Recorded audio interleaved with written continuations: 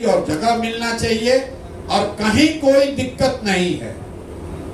किसी भी जिला में अगर ऐसे का आदमी ज्यादा सक्रिय है, ज्यादा समझदार है, राजनीतिक तौर पर वरीय है, तो वो अध्यक्ष बनेगा। ये कोई जरूरी नहीं है कि जनसुराजे का आदमी बनेगा। मैं आपको आश्वस्त कर रहा हूं, जो धारा बड़ी हो, जो समाज के लिए बेहतर हो, नेतृत्व वो करेगा। जिला का स्तर हो, प्रखंड का स्तर हो, राज्य का स्तर हो या राष्ट्र का स्तर हो, इस व्यवस्था में जो काबिल है वो नेतृत्व करेगा। प्रशांत किशोर बनाए हैं तो प्रशांत किशोर इसका नेतृत्व नहीं कर सकते। प्रशांत किशोर का लड़का इसका नेतृत्व नहीं कर सकता। जो लड़का यहाँ का काबिल है, आप में से जो काबिल है वो आए, नेतृत्व करे, कोई दिक्कत नहीं है। और जहां तक भागीदारी का सवाल है, तो जनसुराज के संविधान में ये लिखा हुआ है, जिसकी लड़ाई बिहार में हर वर्ग में राजनीतिक कार्यकर्ता उठाता रहा है, कि जिसकी जितनी संख्या है उसको उतनी भागीदारी मिलेगी ही मिलेगी। संगठन में, संगठन के पदाधिकारियों में, टिकट में और मनोनीत पदों में इसका कुछ असर हम लोग जदयू में देखते थे, लेकिन इस जब हम लोग नई व्यवस्था बना रहे हैं तो इसको 100% इसको लागू किया जाएगा। कहीं कोई इसमें दिक्कत नहीं है। जो वर्ग वोट दे या न दे, उसका कोई पैरविकार हम लोग के पास पहुंचे या ना पहुंचे। हम रोज कहते हैं, आपको लोग कहता है भैया यादव वोट आपको नहीं देगा। हम आपको कैमरे पर कह रहे हैं कि जदयू में एक नई व्यवस्था, ये जनसुराज में 15% टिकट यादव समाज के लोगों को मिलेगा ही मिलेगा।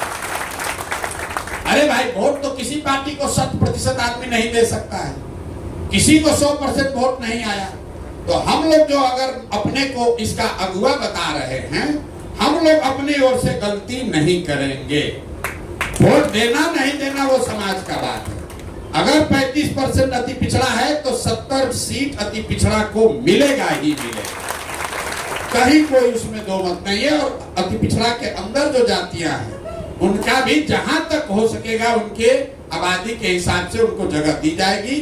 फर्क बस इतना ही है कि हम लोग जनसुराज में कहते हैं कि उस समाज का सबसे काबिल व्यक्ति चुनाव लड़ेगा, उस समाज का काबिल आदमी लड़ेगा। ये नहीं कि अच्छा धानुक है इसलिए लड़ेंगे, ये यादव है, ये पंडित जी हैं, कुशवाहा है इसलिए लड़ेंगे। हम लोग का मानना है कि भाई काबिल आदमी 243 थोड़े ही ना है। इस बात को आप समझिए खूब बढ़िया से, क्योंकि बिहार में हर दल नारा देता है कि भैया जिसका जितना संख्या उतना भागीदारी। और हम लोग भी कह रहे हैं, दोनों में फर्क क्या है? फर्क यह है कि जनसुराज में जगह उसको मिलेगी, टिकट उसको मिलेगा जो सबसे काबिल व्यक्ति है, समाज के नजर में अच्छा व्यक्ति है, सही व्यक्ति है। लेकिन सही तो 1000 आदमी होगा। तो 1000 लोगों में से जब 243 चुना जाएगा तो ये ध्यान रखा जाएगा कि भाई यादव समाज का भी 30 आदमी जरूर इसमें आ जाए, इसमें अति पिछड़ा समाज का 70 आ जाए। क्यों ऐसा है? क्योंकि हम लोग का ऐसा मानना है कि हर समाज में काबिल आदमी है और हर काबिल आदमी का कोई ना कोई जाति है ही है। अगर आप पैदा हुए तो किसी जाति में पैदा हुए होंगे। अगर बांटने वाले के दिमाग में हमारी नियत में खोट न हो तो ये संभव है कि हर समाज से अच्छे आदमी को निकालकर उस समाज की संख्या के हिसाब से उसको भागीदारी दे दी जाए। तो यही व्यवस्था आप पर भी लागू है। अगर आप अपने समाज के, अपने क्षेत्र के सबसे सही व्यक्ति हैं तो आपको चिंता करने की जरूरत नहीं है कि आप एएसए से आए हैं, कि पीछे कम्युनिस्ट से आए हैं, कि जदयू से आए हैं, कि जनसुराज। भाई जनसुराज में तो सब आदमी कहीं ना कहीं से आया ही है। हम लोग कोई नया थोड़े ना पैदा किए हैं। कोई भाजपा से आया है, कोई कांग्रेस से आया है, कोई कम्युनिस्ट से आया है, कोई जदयू से आया है। लेकिन आप भी जिस धारा से आ रहे हैं उसमें कोई डिस्क्रिमिनेशन नहीं है। और आपका तो थोड़ा फायदा ही है क्योंकि चाक पर आपके आदमी एक सदस्य बैठे हुए हैं, तो ये भी आपकी चिंता विशेष करेंगे। लेकिन मेरा अनुभव होगा कि नहीं, अब तो पूरे परिवार के मुखिया के तौर पर वहां बैठे हैं, तो ये एएसए वाले को ज्यादा फेवर ही भी नहीं करेंगे। हमको मालूम है ईमानदार व्यक्ति है राजनीतिक तौर पर। क्योंकि हम सब की मंशा क्या है कि पहले जीता जाए। जब जीतेंगे तब न, जब खाना बनेगा तब न बटेगा। जब बनबे नहीं करेगा तो बटेगा कैसे? जब बन जाएगा तब बंटने की बात है। 15 के चुनाव में सबसे ज्यादा बात होता है लालू नीतीश के गठबंधन का, कैसे हो गया। भाजपा वाला सोच रहा था कि आज लड़ेगा कि कल लड़ेगा, कल लड़ेगा कि परसों लड़ेगा। तो आरसीपी बाबू थे, पहले 3 लोगों का कमेटी था ये गठबंधन का सीट तय करने में। ये थे विजेंद्र बाबू थे और ललन बाबू थे जदयू के ओर से, हम लोग उसमें नहीं थे। यही लोग गए तो जाके कह दिए कांग्रेस को 40। तो लालू जितना खिसिया गए, कहे कि देखो आरसीपी आके 40 को सीट बोल दिया कांग्रेस को, अब बात नहीं करेंगे इन लोग से। तो फिर हम मोर्चा पर लगाए गए। तो फिर लालू जी को हमने धीरे धीरे समझाया, अरे भाई आपको जीतना है कि लड़ना है? इतना बड़ा मेरा दल है, हम कैसे 100 को लड़ेंगे? हम बोले आप बताइए जीतना है कि लड़ना है? तो अपना दल है 243 को लड़ जाइए ना, कम से कम 80 को सीट हमको जीतना है। हम कहे लिख के ले लीजिए 80 से कम सीट आप नहीं जीतिएगा, लेकिन लड़िए 100 को। इसीलिए चुनाव के दिन जब रिजल्ट आ रहा था तो आपको याद होगा पहले जीत रहा था, टीवी वाला दिखा रहा था कि भाजपा जीत रहा है। तो लालू जी को आप कई लोग, कुछ एक दो लोग को ध्यान होगा, लालू जी फोन करके हमको कह रहे हैं टीवी के सामने, अरे तुम तो कहा था कि 80 को जीतेंगे, सब क्या हो रहा है? जब 80 को जीत गए तो कहे देखिए हम लोग का दल कितना मजबूत है, हम लोग 80 जीते, जदयू वाला तो 72 ही जीत। जदयू 72 इसलिए जीता कि हम लोग अपना अच्छा सीट भी लालू जी को दिए कि नहीं जीतना चाहिए। कांग्रेस जीवन में कभी 28 को सीट नहीं जीता है 35 साल में। 40 में 28 सीट कांग्रेस जीत कर आया था, उनका दम है कि 28 को सीट जीत जाएंगे, अपने दम पर जीत गए थे। उसमें जदयू भी लगा था, राजद भी लगा था, नीतीश भी लगे, लालू भी लगे, सब लगा तब न जीता है। कोई एक व्यक्ति किसी को नहीं जिता सकता है। जीतने के बाद राहुल गांधी दिल्ली में खड़ा होकर रहा कि बड़ा गठबंधन बना दिए, सब जीत गए। अरे भाई राहुल गांधी तो आया ही नहीं था एक बार। तो सेहरा बांधने वाले बहुत लोग होते हैं। रात दिन की मेहनत थी, कार्यकर्ताओं का संकल्प था, जदयू के लोग थे, उनका ये मानना था भैया नीतीश जी को मुख्यमंत्री बनाना है। तो वोट ट्रांसफर जो है जदयू का एक वर्कर लगकर लगा, सीट लालू जी को बढ़िया मिला था, इसलिए 2 को 4 को ज्यादा जीत गए। और जीते तो उससे कोई नुकसान नहीं, हम लोग का काम ही था। हमारा ये कहना है कि जब हम लोग साथ में लड़ रहे हैं तो कभी हम और आरसीपी बाबू ये नहीं सोच रहे हैं कि कैसे 2 को कांग्रेस का कम कर दें कि लालू का कम कर दें। ईमानदारी से हमको गठबंधन को जिताना था और गठबंधन को जिताया। तो यहाँ पर भी ये नहीं है कि एएसए से आया है कि कम्युनिस्ट से आया है कि लालू जी, जो सबसे बेहतर व्यक्ति है उसको आगे बढ़ाना है, क्योंकि लक्ष्य सबसे पहले बिहार का सुधार है। और वो सुधार तब होगा जिसमें एक महत्वपूर्ण कड़ी ये है कि हम लोग चुनाव में जीत कर आए। तो मेरा विश्वास है आप यहाँ पूरे भरोसे से आइए, रहिए, पूरी ताकत जोड़िए और 1 और 1 2 के हिसाब से नहीं, 1 और 1 11 हो, इस नियत से आइए। आपका घर है, जितना हक आपका आरसीपी पर है उतना ही आपका हक प्रशांत किशोर पर भी है। आप किसी भी क्षण आकर मिल सकते हैं, बात कर सकते हैं, अपनी कोई शिकवा शिकायत है तो कर सकते हैं। कोशिश हम लोग की रहेगी कि किसी के साथ गलती न हो। आपने जो प्रयास किया है, जो चीज आपने नीचे बनाई है, उसका मैं सम्मान करता हूं, उसके लिए आपका तहे दिल से धन्यवाद करता हूं। अब इन दोनों का समागम होना चाहिए और एक बड़ी गंगा बननी चाहिए। लेकिन अगर गंगा भी बना लीजिएगा, उसको भी एक ना एक दिन जाकर समंदर में मिलना है, उससे कोई घबराने की बात नहीं है।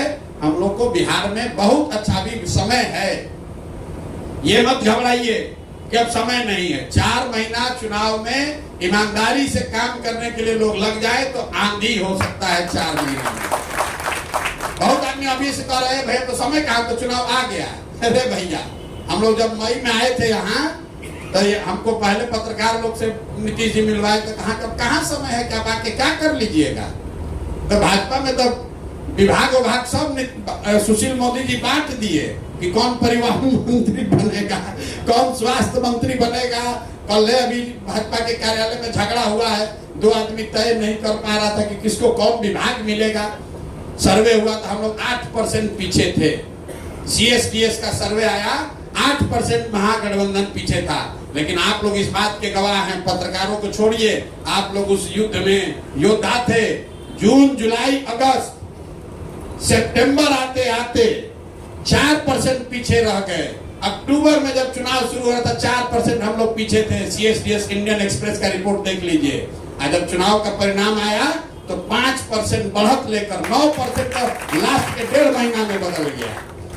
विज्ञान ये कहता है कि 25% वोटर लास्ट के 3 घंटे में 3 दिनों में निर्णय लेता है कि वोट किसको देना है। इसलिए जीतेगा वो जो ईमानदारी से अंतिम क्षण तक लगा रहेगा।